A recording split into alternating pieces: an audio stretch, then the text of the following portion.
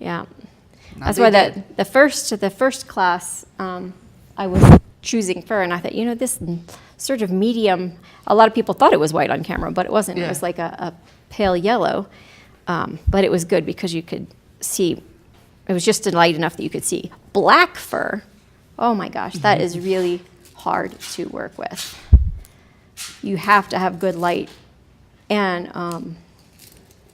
I heard somebody say, it was another discussion that was online, when you're working with black fur, when you're closing the seams, you're sewing it so that the seams aren't going to show anyway.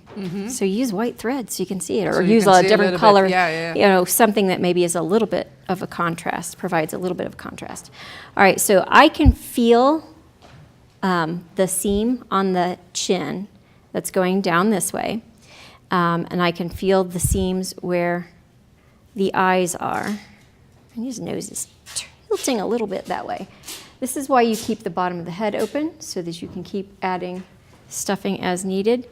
Because it's important if you want the features to be symmetrical, if the face itself is symmetrical. So you might need to make some adjustments once you get some of this cut away.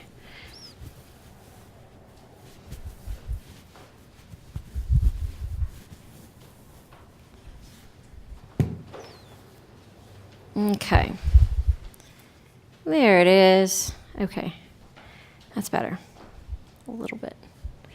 Okay, so now when I stitch let's see, what angle are we looking at here? The one on top is the one we can Okay. show. Yeah. Okay, there we go. When I take these needle sculpting stitches, my objective is to create eye sockets and to create an indentation where the mouth is going to be. And since I'm using the black pearl cotton that I will eventually stitch the nose with, it's also going to create the lines of the mouth. And we will do this at the same time, but basically the idea is that we are taking a stitch on this side of the mouth that's going to pull this eye socket in, and we are taking a stitch on this side of the mouth that's going to pull the opposite. So you're pulling, the threads inside of the bear's head are going to be pulling diagonally to